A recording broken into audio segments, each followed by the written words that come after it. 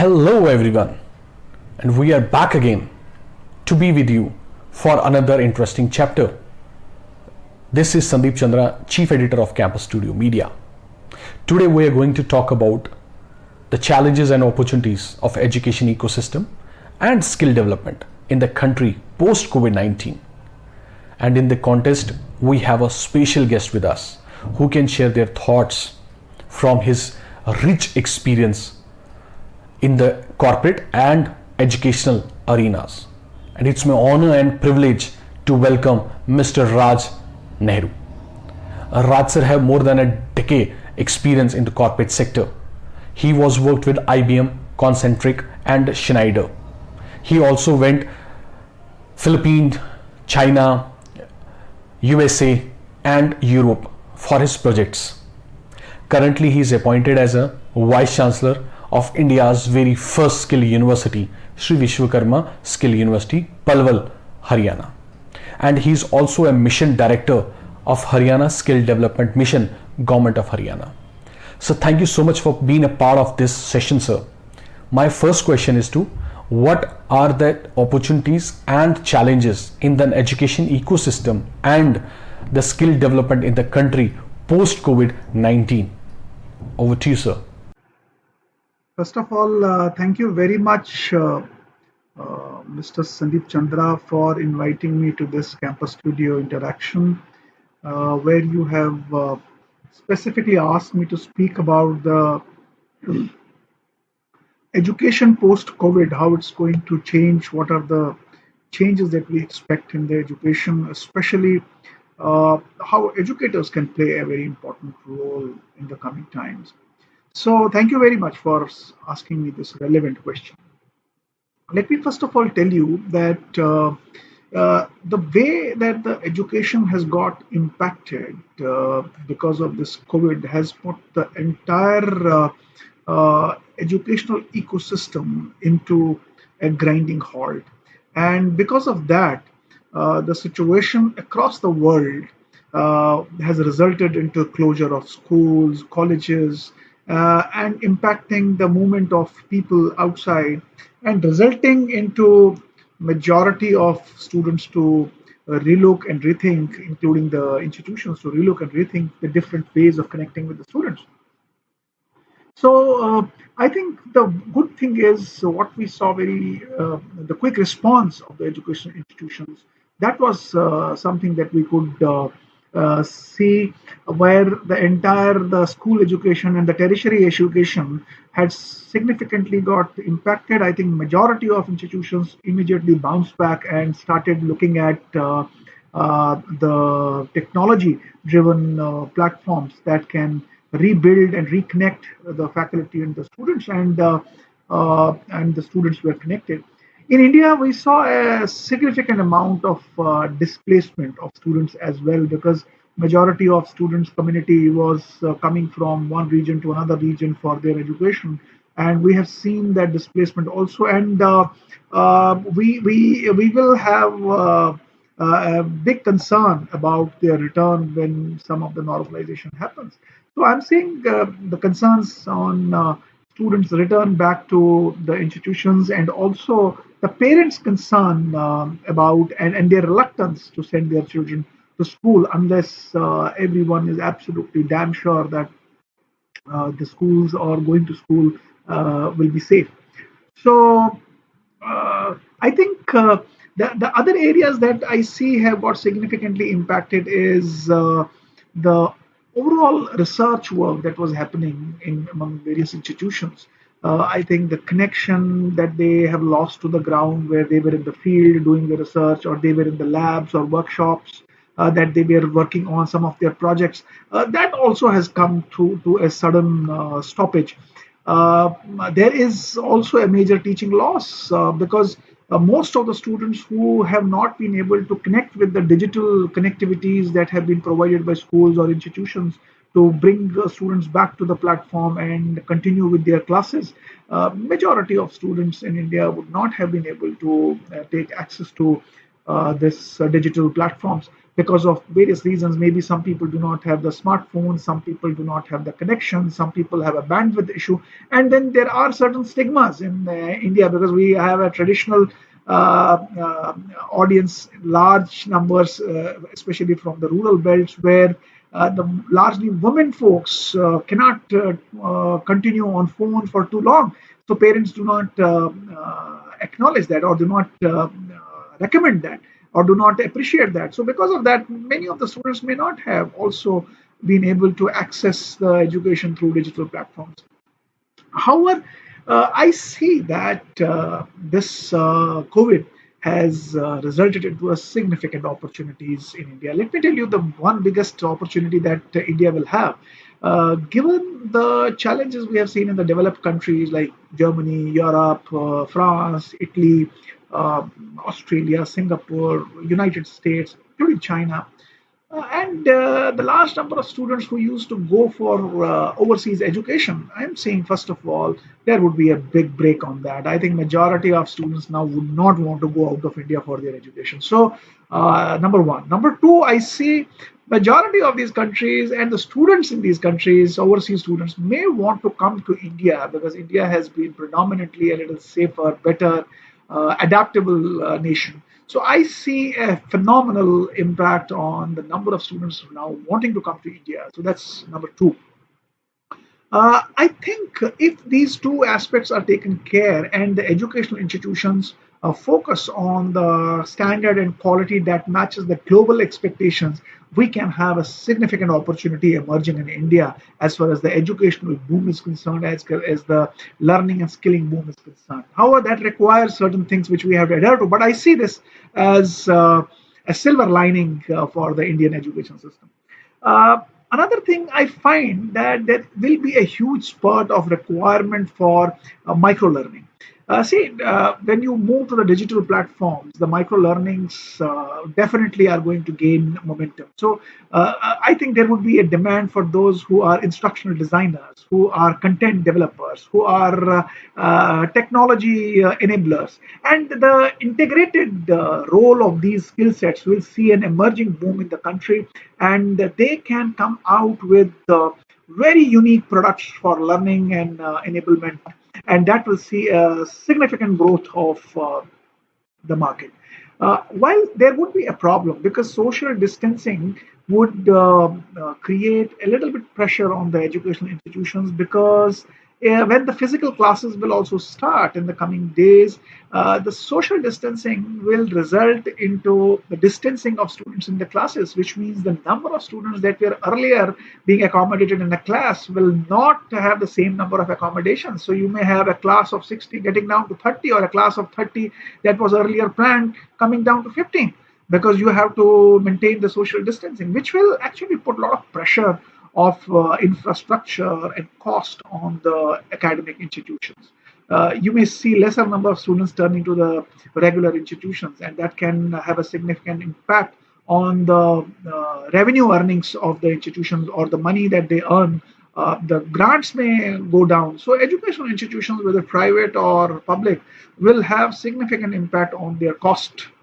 But what I find is that if these institutions show some creativity, some innovation, some disruption in their approach, I think they can actually rethink about the remodeling of learning and provide a blended solution to the students. Provide a solution which incorporates large amount through virtual learning, and then some portions of face-to-face learning or face-to-face experience. So blended models can definitely go up, and that's where the institutions which take the step right now will have a significant gain in the coming days, and they can become the pioneers in driving some change in the country. The another area that would require a rethink is the assessments and examination, because traditionally we are looking at the face-to-face exams, and given the social distancing and the challenges that are involved into it, there is a need to relook at how the examination system can be remodeled, and digital intervention can be brought in. Though there are issues of security, safety, and as well as the secrecy and violation of secrecy and copying. So I think the technology like artificial intelligence and cloud and some digital tools combined together can definitely transform this side as well. And this is a great opportunity for the Indian education system. I think what would be more important at this stage is we have a challenge of faculties and teachers and trainers and their skilling to immediately adapt to the new demands of digital learning model, because they are all attuned and trained for the physical training models, but this sudden shift towards a digital training model will require a lot of investment in upskilling of teachers and trainers and faculties. Not only training them for using the tools, like you have so many tools, Google, Microsoft tool, Google tools, GoToMeeting tools, you have what we call Zoom, though we have some challenges around Zoom, but Zoom is also a technology that's available. We have Cisco providing so many options. And some of the options are in the open source, free of cost, that you can use. Some of the options we have to pay a little bit of minimum amount, but then the features that you will get in those tools are phenomenally great. In fact, some of the tools like Blackboard provide you opportunity of digital Blackboard, so you can continue writing and address that appetite of writing on the board through digital blackboards. So I think there are some significant opportunities, and in this area, we have India, which is IT.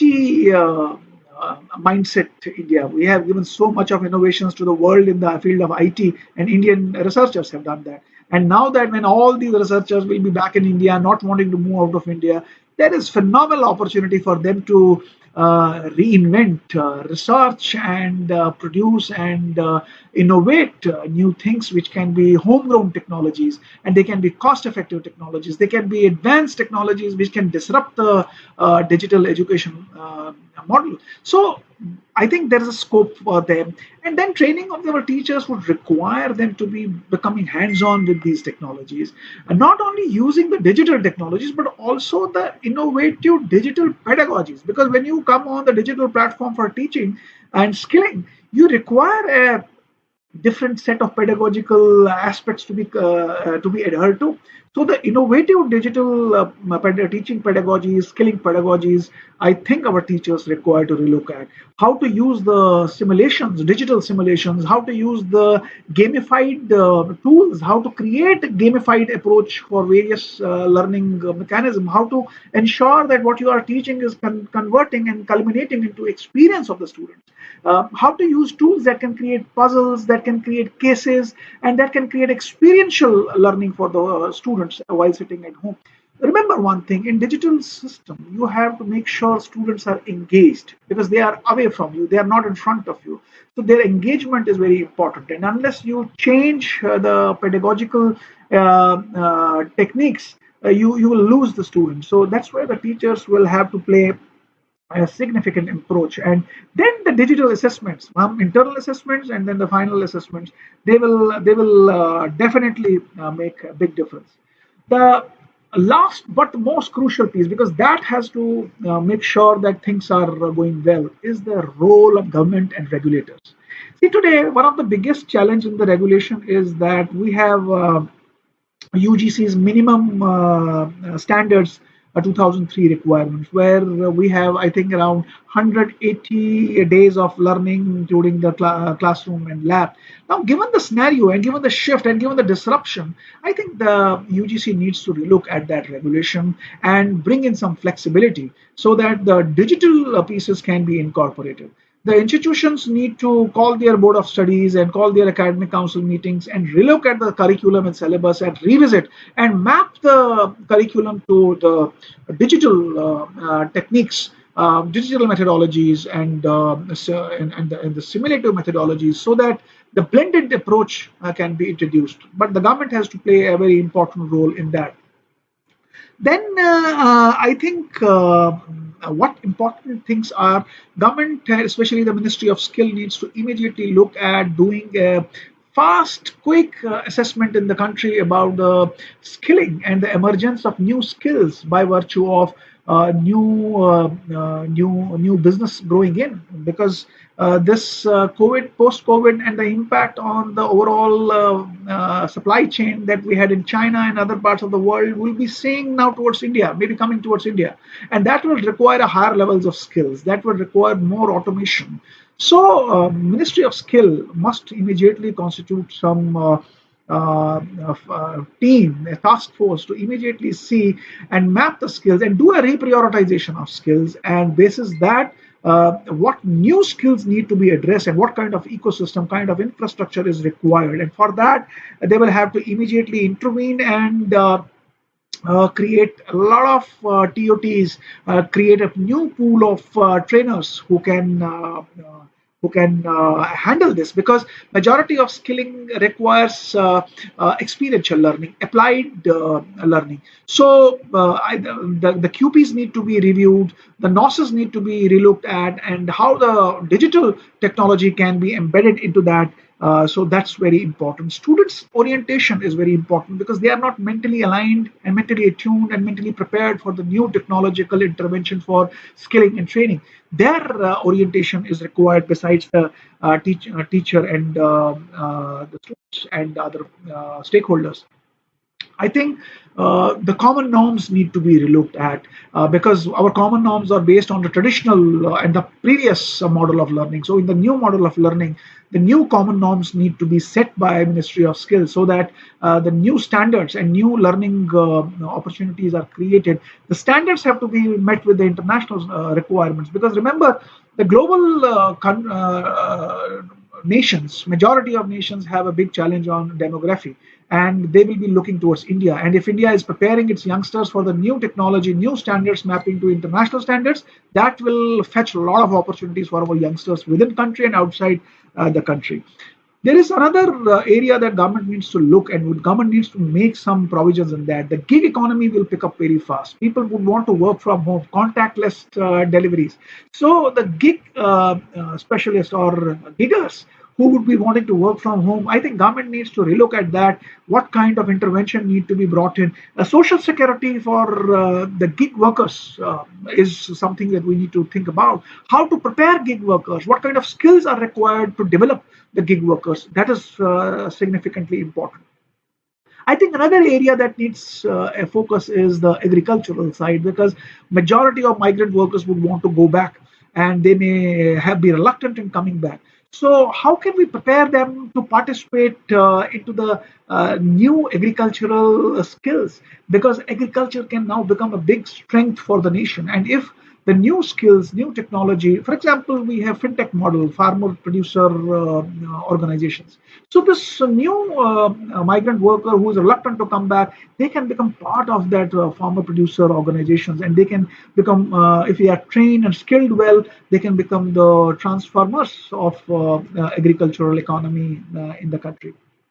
I think there is a lot that the government needs to do in the area of apprenticeship, because now the apprenticeship will significantly go through a shift, because when the earlier apprenticeship act was focusing on one kind of resources who will be eligible for apprenticeship, but with the change in the pedagogy and the change in the mix of learning which becoming more blended, the changes in the apprenticeship would also require, where the youngsters who learn through digital model, who learn through a blended model, should also be given opportunities with proper changes in the apprenticeship act. So I think government has to do something on internet and the speed of the internet and the reach of the internet.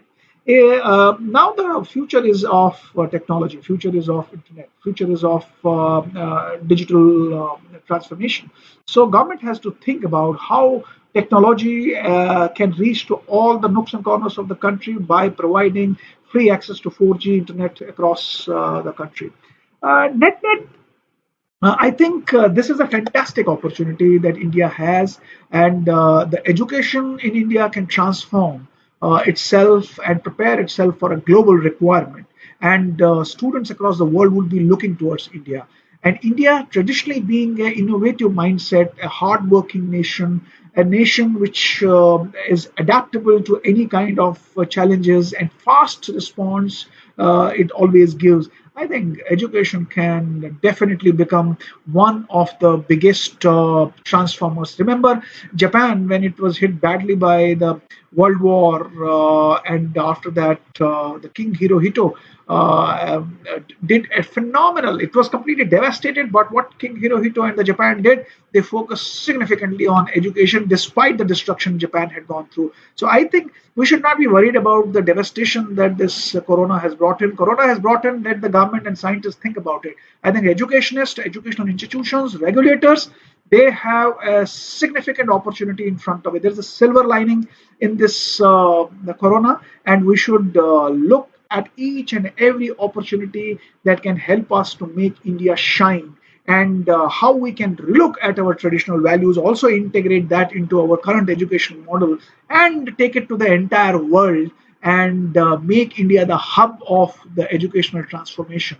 And the world is looking for it. So thank you very much. At the end, I would only say, when one door closes, the another door opens is what people normally say. I say when one door closes, there is a possibility another door will also close. But remember, there would be multiple windows that would have opened. The walls would have melted. So don't keep your eyes too much glued on the closed doors. So look at the open windows, look at the melted walls, and look at the bigger arena that has got opened up for us. And as India that has been traditionally the hub of education, with so much of educational transformation we have done in past, I think this is a phenomenal opportunity. With that, I am sure we can take the opportunity in our control and transform India into a golden Bharat again. So thank you very much. Jai Bharat, Jai India.